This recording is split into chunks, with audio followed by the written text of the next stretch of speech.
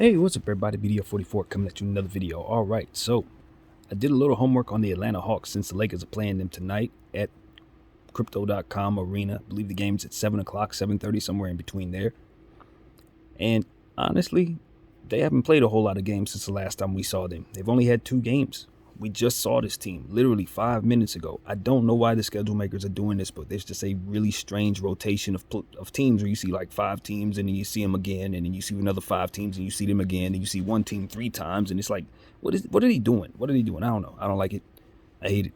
It is what it is. But on the other hand, it doesn't leave us with too much to do as it pertains to studying teams when you've just seen a team last week and talked about them at length and beat the heck out of them and all of that. So I think the best thing I can honestly say is the Hawks have pretty much found something from John Collins since the last time we saw them. John Collins was just coming back when we played that team, and he was kind of in rotation, kind of getting his feet under him. Now he's John Collins again. They've got him in full rotation. He's hitting threes. He's dunking on people's heads. He's 100% again. So that's a refreshing thing for the Atlanta Hawks, who've had issues trying to figure out if they want to keep him. And now with his value high, I'm pretty sure they're going to want to shop him, which means they should want to feature him tonight against the Lakers. And so we're going to have to keep, full size on the floor, just like we always do. Now, unfortunately, we're going to be down a couple guys, as we know. Lonnie Walker's been kind of ailing with something lately, so he's going to miss this game. And Austin Reeves as well with a strained left, I think, some left type of ankle or leg injury of some sort. I do forget, but it's a strain of some sort, so he's going to be out tonight. Braun is day to day, so we're not certain. Don't want to assume anything. We're hopeful he'll play. Russell Westbrook, I also understand, is day to day. We expect him to play. And I believe Troy Brown was day to day as well. So yeah, we're going to be shorthanded one way or another. We know that much, but we're certain the guys who played well in the last game will be available for this one. Dennis Schroeder balled all the way out, as we know, and we gave him the game ball in the last one as an honors for it. He simply hit big shots, got big steals, made assists for players, just did everything his team needed him to do. Played through a pretty nasty ankle injury, all that you would want to see from a Laker. Dennis Schroeder displayed in that game, and we got the victory with help from others as well. Thomas Bryant was fantastic, continuing to grab boards and eat all night long. He's just continuing to find scoring pretty much everywhere, from mid-range, 3, and then the inside. He's just money. So as long as he's continuing to play like this, I see absolutely no reason not to feature him.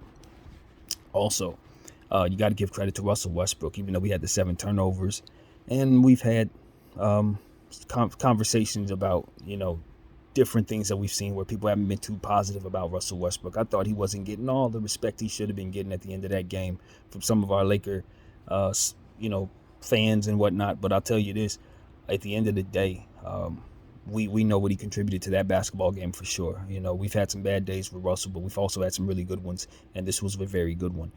He came out there and played defense, got some scoring up, got high rebounds, high assists for us, and just overall contributed to what we were doing in a major way and cut his turnover issues to a null in the second half. In the first half, he had a few issues, but was still a contributor. In the second half, he was nearly flawless. And this is one of those situations where we don't want people to lose sight of that. When a guy comes out and doesn't turn the ball over at all in the second half after turning it over 7 times in the first half, you got to understand the type of adjustment he had to have made mentally, the type of focus he had to step into mentally to be able to come out of that locker room and play as well as he did. And for our coach to trust him and put him in positions to succeed, we saw better rotations, we saw better lineups for the most part. And so with that being said, there was not a whole lot to complain about at all. Los Angeles Lakers played through injury. We played against a very good Miami Heat team that we see has been beating the heck out of pretty much everybody on the road, and they could not see us despite getting good work out of Bam Adebayo and Jimmy Butler, 2 of the better players, 2-way players in basketball right now. So I think that was one of the better wins we've had. Definitely the best win we've had without Braun and AD, probably since them guys have been here, maybe. And I honestly think that we took some steps forward in raising the value of what it is that we have, and maybe even solidify some roles as guys continue to play well. What I want to see is us continue to do the same. Depending on if Bron's out there will determine how much of an attack we can give the Hawks this to go round. Obviously, he scored 47 points on his birthday against the Hawks. It was a very emotional game, had his family there. The Hawks didn't have a chance, even though they put up a lot of scoring. I think they had about 6 players in double figures in that game. Overall, we were able to clean up glass. Thomas Bryant getting about 17 boards in that game. Bron contributed well, Westbrook as well. We need those guys to glass up tonight, as we're obviously going to be down Austin Reeves, who tends to help in that area. And if Troy Brown can't go, we'll need help in that area from everyone. JTA has been getting a lot of minutes lately, and I've gone back and forth about how I felt about that. And I landed on the fact that he does need more minutes, not less, despite speaking out of both sides of my mouth on that subject. At the end of the day, he does so much good on the defensive side, and he really can help us shooting the ball because of high percentages and low volume. The problem is we do have some ineptitude issues with his offensive handle and various things that he's just going to need to work on as the coaches continue to work with him and give him more minutes in this league. Although he's an NBA champion, at the end of the day, he was buried behind a lot of people, and his development did not go the way it was supposed to go as it pertains to getting him to the level where we're trying to get him to. So the only way we're going to be able to do that is if we help him through his mistakes and allow him to work his progressions and to be comfortable with him out there and continue to lean on what it is that he does well, which is being very, very good defensively, obviously very good on the boards, and a very high character, which is something that I think is a very, very serious asset to our team. So when I look at him, I want to continue to encourage him to do the things that he does well, and I want to encourage our coach to manage him as well. At the end of the day, we have role players that need development. And sometimes with role players, the development is a difficult process. But with JTA having the experience that he has and the defensive intangibles that he has, playing him is ultimately a good decision, especially given the fact that we go small.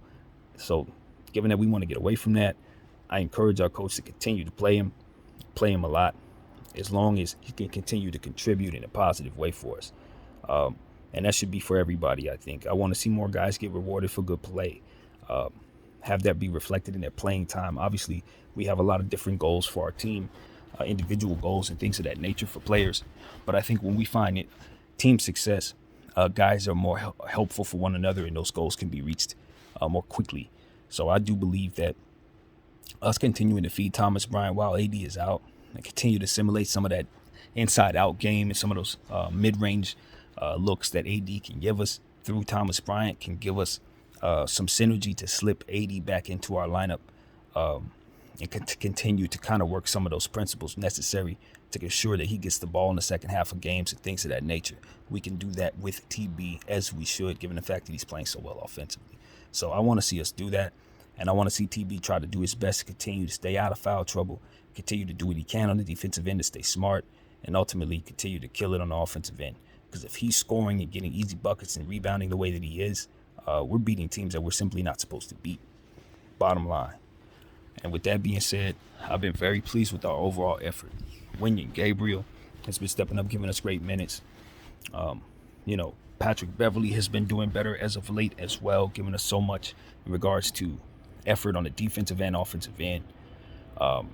Kendrick Nunn contributed quite a bit in the last game, fighting through injury as well. And so I just like what I saw from everybody overall in this last game, and I feel a lot more confident about this team coming into a game against Atlanta, where I expect this team to have at least 5 players in double figures.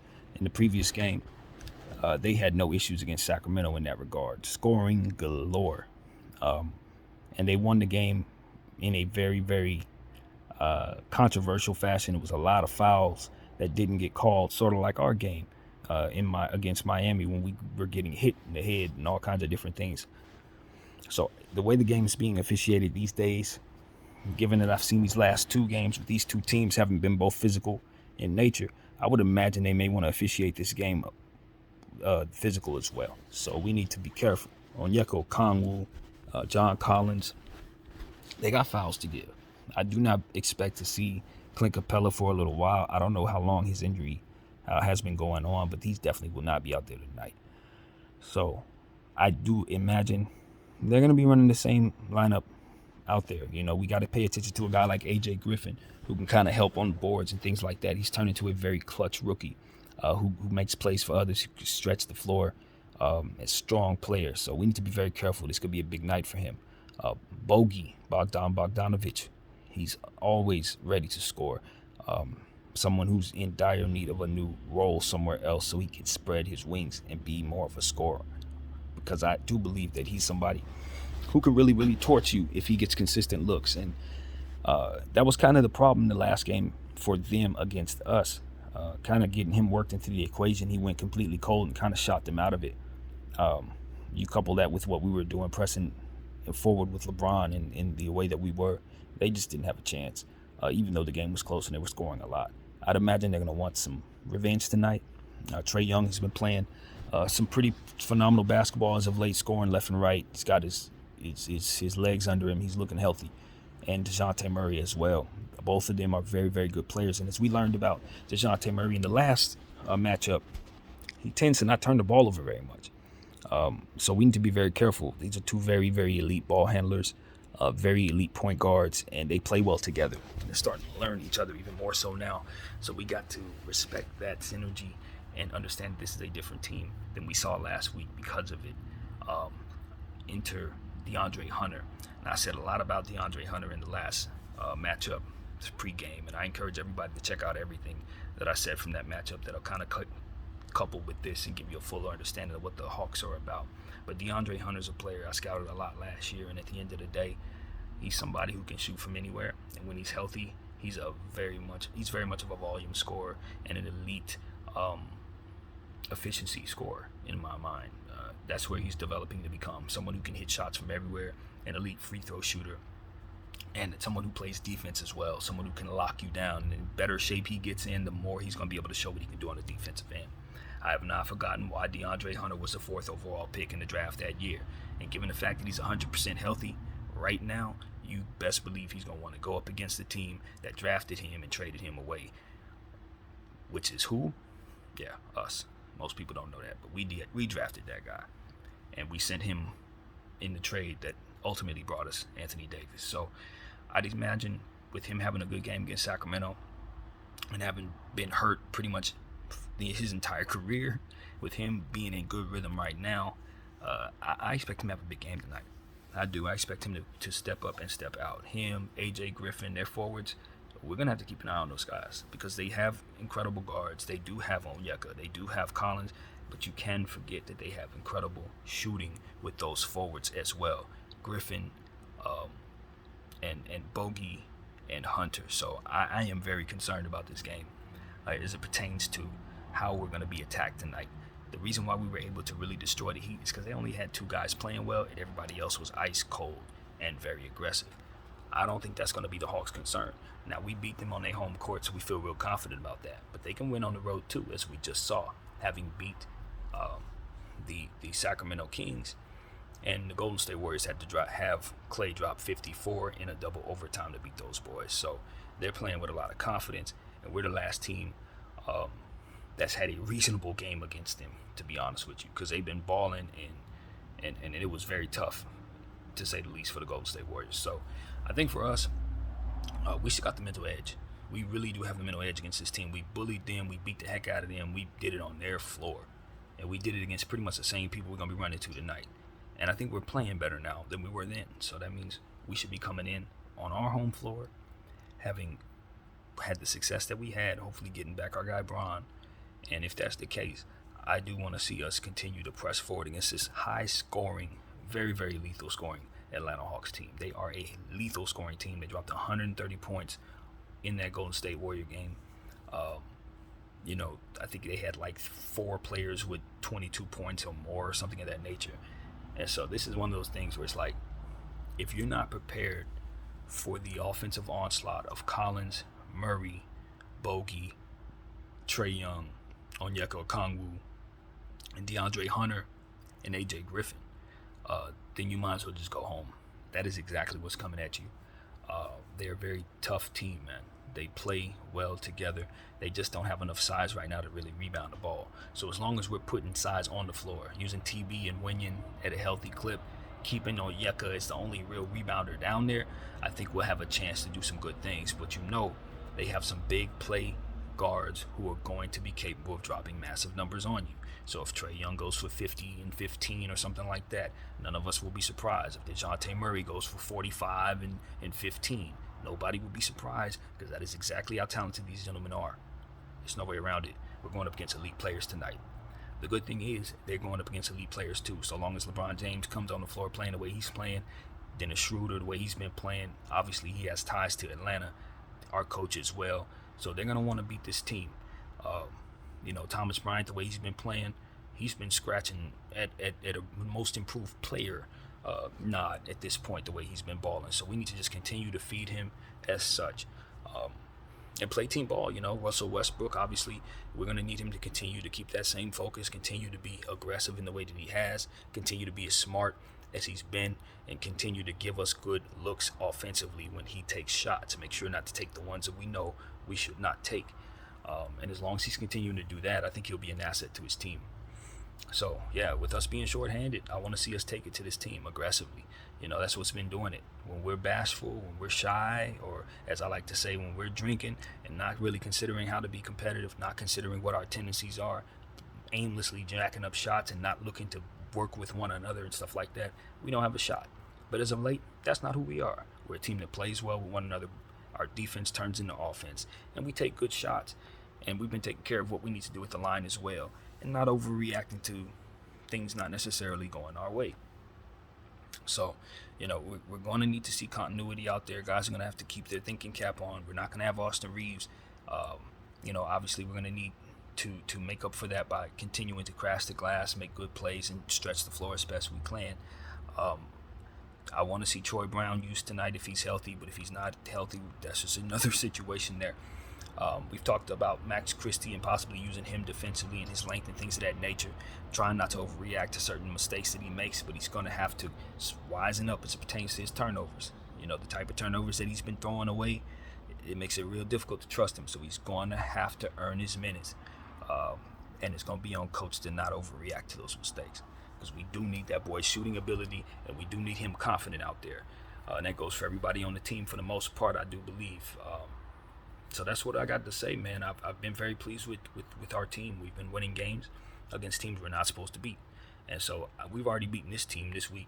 I don't see one reason why we can't go out here and beat them on our home floor.